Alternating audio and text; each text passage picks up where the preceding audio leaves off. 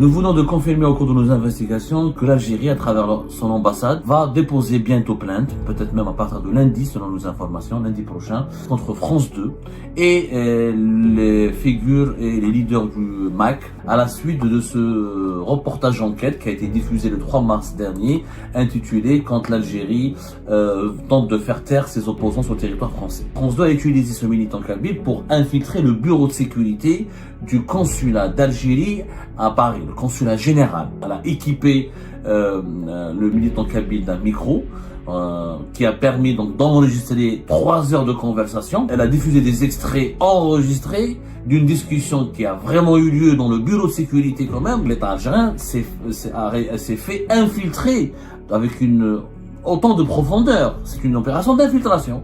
Le MAC a infiltré le consulat général d'Algérie. L'Algérie ne va pas se taire. Qu'est-ce qu'elle va faire? Elle a riposté immédiatement par le biais de l'APS et elle va déposer plainte. La plainte, donc, il y aura certainement une plainte pour diffamation, atteinte à l'honneur, etc. Juridiquement parlant, ce procès, je ne sais pas comment la justice française va le traiter, ça sera un procès retentissant. Est-ce qu'elle va accepter ou est-ce qu'elle va valider cette plainte? Est-ce qu'elle va l'enregistrer? Et comment elle va mener son instruction?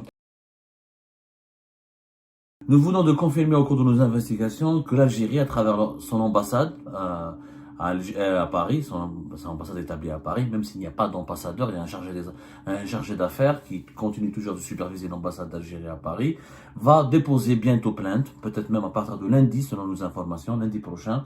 L'Algérie se prépare à déposer plainte contre France 2 et les figures et les leaders du MAC, le MAC en tant que organisation politique classée comme terroriste en Algérie, mais en France, les militants du MAC et les leaders du MAC sont résidents en France. Ils ont, pour un certain nombre d'entre eux, des titres de réfugiés politiques. Ils ont même, pour un certain nombre d'entre eux, comment on appelle ça, des papiers, ils sont même demandeurs d'asile ou des papiers de réfugiés politiques.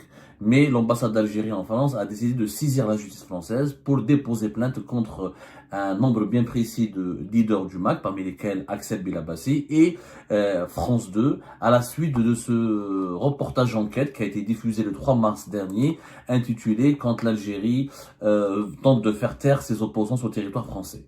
Rappelez-vous, le 20h, lors du JT le 20h de France 2, qui a été diffusé le 3 mars dernier, pendant 6 minutes, c'est une enquête de 6 minutes qui a été diffusée par France 2, qui a infiltré un bureau, clairement, elle a infiltré France 2 grâce à un militant du MAC qui s'est fait passer pour un ressortissant algérien qui voulait se repentir et bénéficier du dispositif de l'Mchem afin de pouvoir rentrer dans son pays et de retrouver l'intégralité, de réhabiliter, de retrouver l'intégralité de ses droits civiques et juridiques. France 2 a utilisé ce militant kabyle pour infiltrer le bureau de sécurité du consulat d'Algérie à Paris, le consulat général d'Algérie à Paris, qui est situé dans les environs de Place de la Nation, à côté pas loin de Place de la Nation. Donc, avec ce documentaire, France 2 elle a obtenu un enregistrement avec ce militant. Elle a équipé le militant kabyle d'un micro qui a permis donc d'enregistrer 3 heures de conversation, comme on l'a révélé hier sur Algérie Par, 3 heures de conversation avec le vice-consul, un individu qui s'est présenté comme le vice-consul du consulat, un vice-consul consulat général d'Algérie à Paris, et 2 autres agents apparemment, 2 autres responsables, 2 autres agents consulaires qui seraient des membres des services secrets algériens, à savoir du renseignement extérieur, de la direction de la documentation, la DDSE, la direction de la documentation de la sécurité extérieure, la DDSE. Donc, France 2 a diffusé des enregistrements, elle n'a pas montré des images, mais elle s'est appuyée sur la description du militant kabyle, du militant du MAC qui a servi de cheval de Troie, qui a trompé la vigilance des services secrets algériens, qui les a manipulés. Clairement, il a manipulé les services du consulat parce qu'il leur a fait croire qu'il était venu pour se repentir, pour bénéficier du dispositif de l'Mchem, pour se réconcilier avec l'Algérie, le pouvoir algérien, pour être réhabilité afin de revenir en Algérie. Donc, il a donné un enregistrement de 3 heures qui a permis à France 2 de prendre des extraits et de montrer comment le pouvoir algérien tente de récupérer les opposants qui sont établis à l'étranger à travers un dispositif bien précis de négociation, de pourparlers, mais aussi de pression. Et France 2 a même parlé de pression et de, pas d'intimidation, mais de pression et de menaces à peine déguisées afin de pouvoir démanteler les réseaux de l'opposition algérienne à l'étranger. Bien sûr, dans son reportage qui s'appelle L'œil du 20h, France 2, le JT de France 2, ils ont une rubrique qui s'appelle L'œil du 20h où ils diffusent des enquêtes. Cette enquête sur les opposants algériens, le pouvoir algérien, les pourparlers, les démarches et les ingérences étrangères, parce qu'on estime que c'est une ingérence étrangère. Voilà. Dans son reportage, dans son documentaire, dans son enquête, pour France 2 elle a évoqué des soupçons d'ingérence étrangère. C'est les services secrets algériens qui font du suivi, contactent, font des filatures, et essaient donc de déstabiliser les opposants algériens établis en France, dont certains sont bénéficiaires du statut de réfugiés politiques ou qui sont demandeurs d'asile. Ils ont en tout cas une forme de protection juridique qui leur a été accordée parce qu'ils ont été réprimés, menacés par la répression, la persécution politique dans leur pays natal, l'Algérie. Donc, il y a un dispositif qui est mis en place. On envoie des intermédiaires pour contacter des opposants algériens. Dans ce cas-là, c'était les militants du MAC. Le MAC, c'est pas un mouvement d'opposition sous ce propre du terme, c'est un mouvement séparatiste. Le MAC ne s'oppose pas au pouvoir algérien, il s'oppose à l'Algérie tout entière. Mais bon, il est considéré comme un mouvement d'opposition par les médias étrangers, puisqu'il a un conflit politique direct avec les autorités algériennes.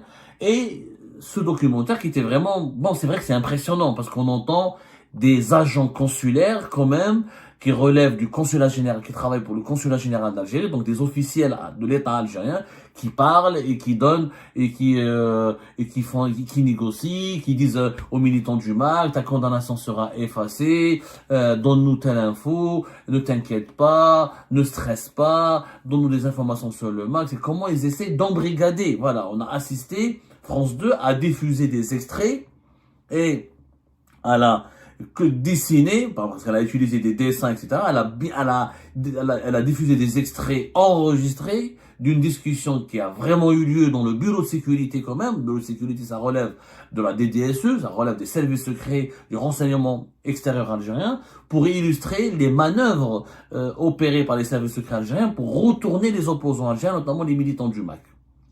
Et c'est bluffant, c'est la première fois que, encore une fois, que l'État algérien s'est fait infiltrer avec autant de profondeur. C'est une opération d'infiltration. Le MAC a infiltré le consulat général d'Algérie, il a infiltré le bureau de sécurité.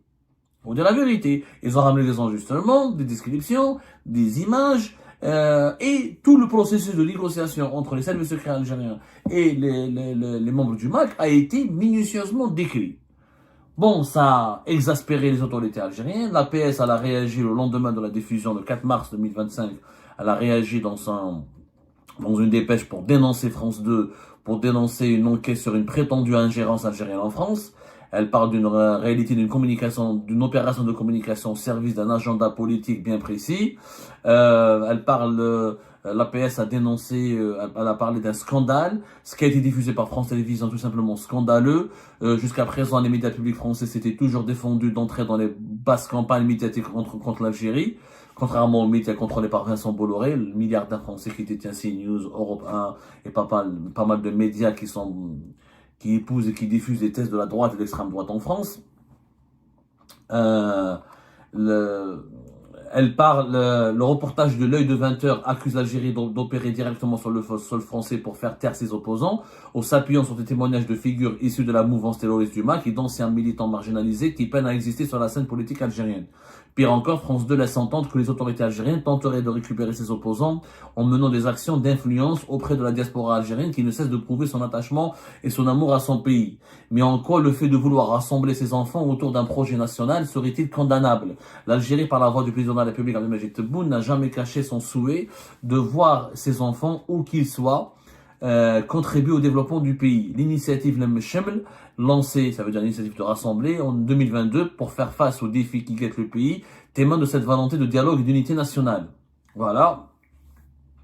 Ce reportage affirme encore l'APS, a affirmé encore l'APS, c'est le 4 mars dernier, qui semble être une suite logique des campagnes presque journalières menées contre le pays depuis quelques mois déjà, intervient dans un contexte où la France traverse une crise sociale et économique profonde. Bon, l'APS, donc, elle a conclu à la fin sa dépêche. L'Algérie refuse catégoriquement ces accusations infondées et ne taira pas face à ces manœuvres. Ce reportage n'est ni plus ni moins qu'un montage grotesque fabriqué pour servir des agendas politiques au détriment de la vérité. Donc voilà, déjà l'APS nous avait prévenu, l'Algérie ne va pas se taire. Qu'est-ce qu'elle va faire? Elle a riposté immédiatement par le biais de l'APS et elle va déposer plainte. La plainte, donc, il y aura certainement une plainte pour diffamation, atteinte à l'honneur, etc. Mais après, juridiquement parlant, ça va se procès, je sais pas comment la justice française va le traiter, ça sera un procès retentissant.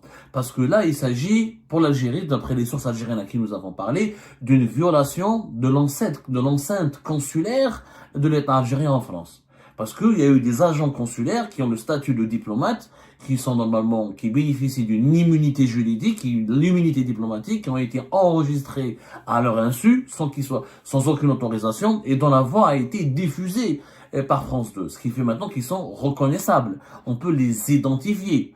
Donc, on a exposé, leurs visages n'ont pas été montrés, leur identité n'a pas été déclinée, mais leur voix a été diffusée. Ce qui fait que c'est la première fois qu'on voit quand même des agents des services secrets algériens, même si quelqu'un prétend être vice-consul, les consuls, vice-consuls, généralement ce sont les consuls et les vice-consuls de l'Algérie à l'étranger sont majoritairement des officiers du renseignement extérieur algérien. Ils ont la casquette de diplomate, mais c'est juste une couverture. C'est la première fois qu'on voit des officiers des services secrets algériens parler dans un enregistrement diffusé publiquement par une grande chaîne de télévision publique qui est France 2. Est-ce qu'il y avait, et maintenant la justice française, est-ce qu'elle va enregistrer, est-ce qu'elle va accepter cette plainte, est-ce qu'elle va accepter ou est-ce qu'elle va valider cette plainte, est-ce qu'elle va l'enregistrer et comment elle va mener son instruction? Est-ce qu'il s'agit ensuite, il faut se prononcer, est-ce qu'il s'agit oui ou non d'une ingérence étrangère? Est-ce que c'est de l'ingérence étrangère? Est-ce que ça c'est un débat parce que j'ai parlé à pas mal de juristes. Il y en a qui disent effectivement qu'à partir du moment il y a des juridictions dans les pays développés, il y a des juridictions nationales qui peuvent déclarer ou qui peut qualifier d'ingérence étrangère tout contact d'un agent consulaire étranger par des moyens non autorisés avec des dissidents politiques de ce pays qui sont quand même placés sous la protection de la France. C'est que les militants du MAC qui ont été contactés par les responsables du consulat général d'Algérie à Paris, avec lesquels ils se sont entretenus, et ils leur ont fait une audition dans un bureau caché au sein du consulat général. Ce sont des personnes qui bénéficient de la protection juridique, qui ont Axel Belabassi, on l'a vu sur le reportage de France 2, lui, il est demandeur d'asile, il est résident, il n'est pas de réfugié politique, il a demandé l'asile, mais il est un simple résident. Mais d'après nos informations, le militant du MAC qui est entré au sein du consulat bénéficie d'une protection. D'ailleurs, le reportage de France 2, il est dit que le groupe des éléments du MAC, des militants du MAC que la journaliste de France 2 a rencontré, beaucoup d'entre eux ont les papiers de réfugiés politiques ou de demandeurs d'asile ou d'une protection subsidiaire. C'est-à-dire, c'est le deuxième statut différent de celui de réfugié politique. Donc, est-ce que c'est de l'ingérence étrangère ou pas? Est-ce que c'est une menace? Est-ce que c'est de l'intimidation? Parce que, par exemple, au Canada, l'ingérence étrangère est définie comme les tentatives de secrètement influencer, intimider, manipuler, interférer, corrompre et discréditer des personnes, des organismes ou des gouvernements pour favoriser les intérêts d'un État étranger. Ces activités peuvent être menées par des acteurs étatiques ou non étatiques visant des organisations et des personnes qui sont établies dans le pays. Donc, est-ce que cette définition prévaut aussi en France? Ça sera un procès, quand j'ai dit un beau procès, attention. Ça ne veut pas dire que tous les procès sont pas beaux en soi. Un procès, ce n'est ni beau, ni intéressant, ni jovial. Un procès, c'est toujours triste, c'est toujours inquiétant, c'est toujours alarmant, c'est toujours problématique en tout cas. Mais c'est un procès qui sera retentissant. Parce que là, il faut savoir que la justice française, elle va dire, est-ce qu'il y avait une violation de l'enceinte diplomatique et de l'immunité diplomatique dont doivent jouir les agents consulaires qui travaillent pour l'État algérien en France? Est-ce qu'il y a eu des atteintes à l'honneur, des atteintes à la vie privée? Est-ce qu'il y a eu une mise en danger de ces agents consulaires? Surtout ensuite, pendant les débats de ce procès, France 2 va se défendre. Elle va dire, nous, on a enquêté sur un scandale d'ingérence étrangère. Est-ce que c'est de l'ingérence étrangère? Voilà. La justice française doit apporter des définitions. Par exemple, l'ingérence étrangère selon la législation française, elle est définie comme l'immixtion d'un État dans les affaires internes d'un autre État. Elle présente un caractère malveillant. Donc voilà, il y a des définitions juridiques, il y a des définitions politiques, il y a des définitions idéologiques. Comment la justice française va réagir avec cette affaire qui est complexe? Parce qu'en France, effectivement, en France, c'est une tradition journalistique. Il y a dans le journalisme d'investigation, dans le journalisme d'enquête, des journalistes sont quelquefois amenés à infiltrer des organisations, des groupes sociaux, à se faire passer pour d'autres personnes, à filmer des individus à leur insu, à les enregistrer à leur insu, à filmer en cachette, à enregistrer des sonores en cachette. Mais la justice ne les condamne pas, au contraire, elle les protège, à condition que les informations révélées aient une portée pour l'intérêt général. C'est-à-dire, ce sont des informations d'intérêt public. C'est des informations qui intéressent l'opinion publique ou qui devaient être révélées à l'opinion publique parce que ça concerne des dérapages, des dérives ou des atteintes à l'intérêt général ou à l'ordre public. Donc, au nom de l'intérêt général, au nom de l'intérêt public, quand une information elle est importante, elle concerne les intérêts de l'opinion publique ou l'intérêt de la société, le journaliste peut utiliser ces méthodes, qui est d'enregistrer à son insu